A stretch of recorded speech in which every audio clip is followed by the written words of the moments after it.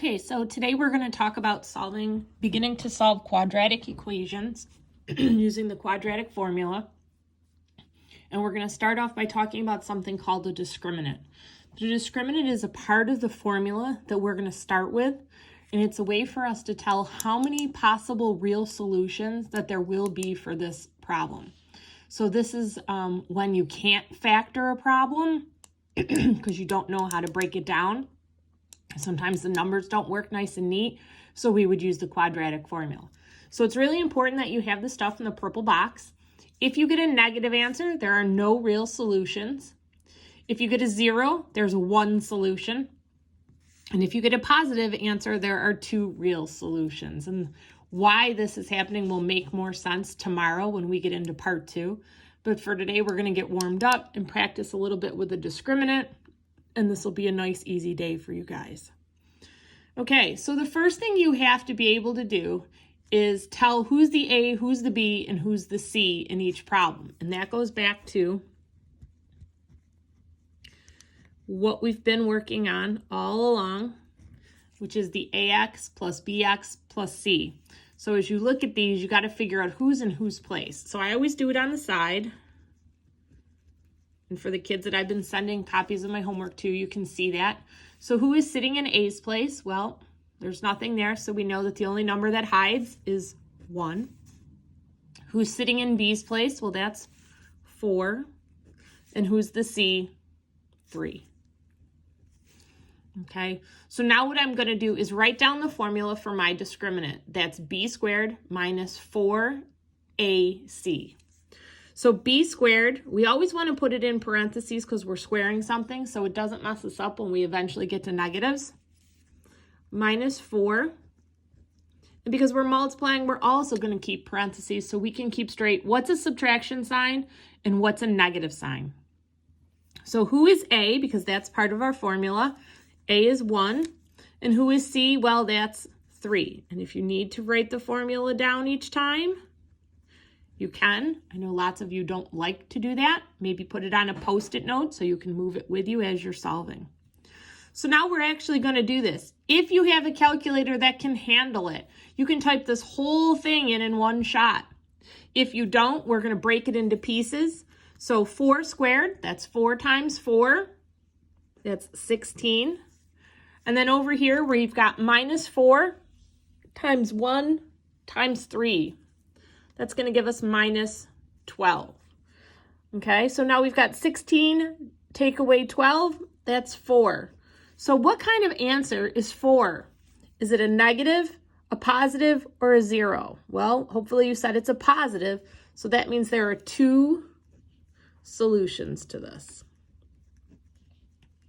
And for today's lesson, that's as far as we have to go. Okay. Now we're going to move to the next part. We're going to do the same thing over here. I'm going to list out who's my A, who's my B, and who's my C. A is 1, B is negative 4, and C is 10. We don't want to lose the sign. Remember, the sign stays with the number. Okay, so we're going to come back over here and do our discriminant again. And you should memorize these formulas. B squared minus 4AC. So this times B is negative 4. Remember, we're going to put it in parentheses with the little squared on the outside. Minus 4 because it's part of the formula. And now I have to fill in my A and my C. So my A is 1.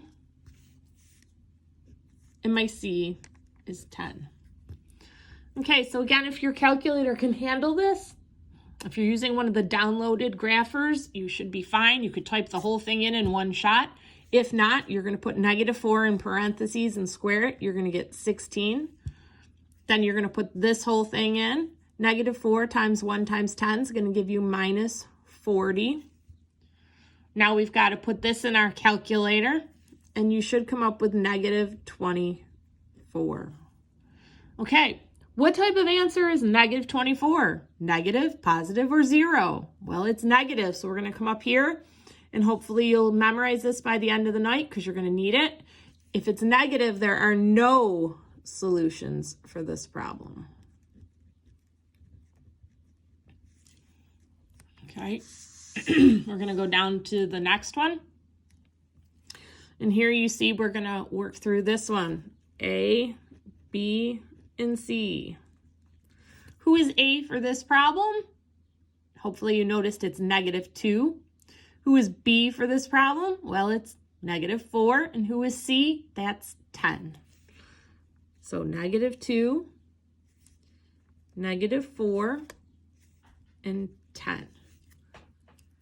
Okay, we're going to get our formula. B squared minus 4AC, and we're going to start filling it in. So B, we said, was -4, and I'm going to square it, minus 4. A is -2, and C is 10. Okay, so I'm going to put this in my calculator again. Some of us might need to break it apart. -4 squared is 16. Here I've got -4 times -2. That's 8 times 10 is positive 80, which means my final answer is going to be 96. So I'm going to go back up to the top again. I'm going to say, what type of answer is it? Negative, positive, or zero? It's a positive, so there are 2 solutions. And I think there's 2 questions on this at your end of the chapter test or quiz or whatever you want to call it. So this will be a nice, easy way for you to get some points. So tonight, you're going to be doing 9-5, 16 through 24, which is on the webpage or in the packets. Here it is, 9-5. You're going to be doing 16 through 24. Remember, take a picture and send it in when you're done. And then tomorrow we will be building on this. Thanks. Good luck.